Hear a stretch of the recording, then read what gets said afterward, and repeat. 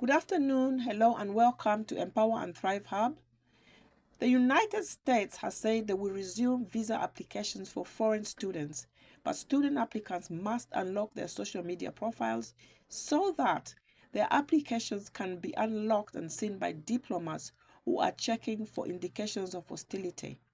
The news is coming in on the 19th of June 2025. The department has said that consular officers need to look out for posts and messages that could be considered hostile to the United States, its government, culture, or institutions. So if you're somebody applying to go to the United States as a student in the near future or right now, this is the news for you.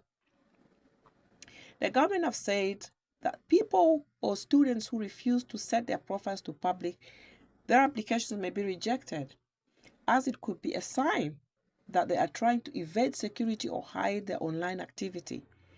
That you close up your online profile could be an indication that you have something to hide. Now, if we think about it, many of us probably have a profile that is showing private. If you're somebody that is a public figure and perhaps you're a minister of religion or you are perhaps a business owner, you might want to keep your private profile separate. But when it comes to a public profile, you need to keep it open. The difference here now is that any profile that you have needs to be left open so that they can come and find you in any given names that you give to them in your application and they could be found. And let's face it, many people today have several profiles on Facebook. And sometimes you actually have to wonder why. What is the reason behind people having different profiles? Perhaps names changed into different, maybe the surname made to be a first name and the first name comes second and so forth. So this is what is happening. And many people do have a lot of debates. People talk about a range of topics online. It can be really controversial. And what they're saying is that it opens up to the kind of person you are. It gives them a picture, an indication to the kind of person that you are, whether you will be hostile to the United States itself, its government, culture, and institution. Politico also revealed a directive to flag any advocacy for aid or support for foreign terrorists and other threats to U.S. security, as well as support for unlawful anti-Semitic violence or harassment. There's a lot going on right now in the world with the Iran-Iraq war, the missiles that USA fired, I believe it's at Iran. And I think the political climate is such that United States as a country feels threatened. And so they have to take up these kind of decisions to actually ensure that their country is actually kept safe. Anybody who is actually going into the country needs to be screened very well. And that is one of the reasons why they have brought in this policy. Now, in May, the Trump administration suspended students' visa interviews as they prepare to expand their scope for surveillance of hostile applications. I don't know what your thoughts are about this particular new visa decision. And leave your comments. Are you a student looking to apply? Is your application in process already? What are your experiences? Are you having to show your profile openly? Are they asking you a range of intrusive questions? Let us know in the comment section. Thank you very much. And an escalation in tensions with China has also come up over the tariffs, which are rare earth minerals, also increased scrutiny on Chinese students applying for visas. Now imagine something such as rare earth minerals, tensions over that tariff. And this has led to Chinese students themselves actually being scrutinized. Now, this is United States of America. I'm in the UK, and in the UK, foreign students bring one of the highest forms of income should I say, into the United Kingdom universities, because there is such a high number of people applying from abroad to actually come to the UK to study. These are foreign students, overseas students, bring up the highest currencies, bring up the highest amounts into the United Kingdom to actually come and study.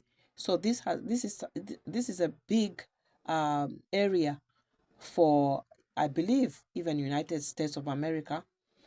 What would happen if they should make it challenging for students to actually apply to come to the USA to study? Do you think that this might increase the number of students applying to the Now, the type USA? of How will visas, it impact the USA? The M visa, which is primarily used for vocational studies, the J visa for exchange students, will also be affected by the new directive. As a matter of fact, those are the main ones that will be affected. And it is an expectation from American citizens that their government will make every effort to make the country safer. And that is exactly what the Trump administration is doing every single day. This is something that the senior State Department official made clear recently. Now, in 2023, it was reported that foreign students made up to 15% of the US body across 200 universities. I said earlier on that perhaps they make a high number. That does not sound so much. However, it is still significant. The suspension of these student visa applications last May, or this May, I believe it was, caused a great deal of anxiety for many students, many of whom were already in the process of booking their travel and accommodation for the year ahead. How would you find it? Perhaps you've paid the accommodation fees already. Perhaps you've even bought the flight ticket. And suddenly, a change in immigration turns things around. This would make it very challenging for quite a lot of students and cause a lot of stress. The move, they say, comes amid a wider crackdown on elite universities deemed to be left-wing by President Trump.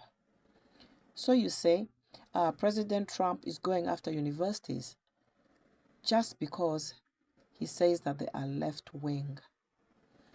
A similar directive against the anti-Semitic violence was given by the Homeland Security for wider immigration applications and has been cited as crackdown on criticism of the Israel-Gaza confrontation.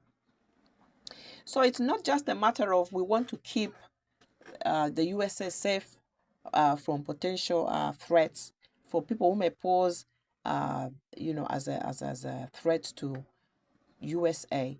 But this is now going on to mention a country about the confrontation of the Israel and Gaza, Israel-Gaza confrontation, rather. Trump has been accused by the U.S. top-performing universities. There was a misunderstanding between them, and they said, that he hasn't tackled anti-Semitism after pro-Palestinian protest cropped up on the campuses across the country. That is, the Palestinians were protesting, or people that are pro-Palestinian were protesting against him not tackling anti-Semitism. So among the universities, of course, Harvard, we all know, is one of the top universities in the USA. And that has $2.6 billion worth of government grants frozen now. You can imagine grants that have been frozen, grants that are potentially beneficial to both USA university, USA students, and also potentially very well performing students from other countries that are applying to go to the USA for studies. Let me know your thoughts.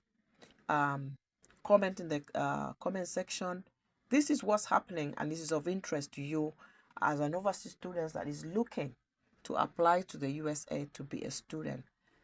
Is it a best decision? Is it a good decision to go study in the USA now with a rise in where there's such a civil unrest right now? Let me know your thoughts. Thank you so much for watching. Do like, comment, share, and subscribe. Until next time, God bless you.